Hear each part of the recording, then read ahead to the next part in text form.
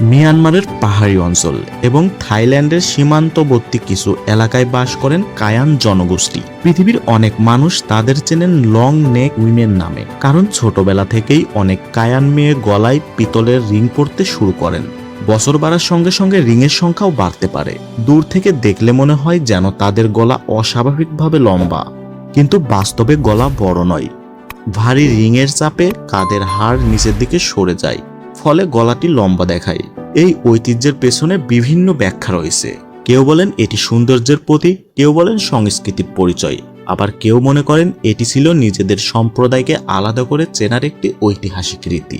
তবে একটি বিষয় সবচেয়ে বেশি স্পর্শ করে, একজন কায়ান মা প্রতিদিনের জীবনে অন্য সব মায়ের মতোই সন্তানকে কোলে নেন, রান্না করেন, তাঁত বোনেন, পরিবারের ভবিষ্যৎ নিয়ে ভাবেন। তার গলায় যত রিংই থাকুক, তার হাসি পৃথিবীর সব মায়ের হাসির মতোই।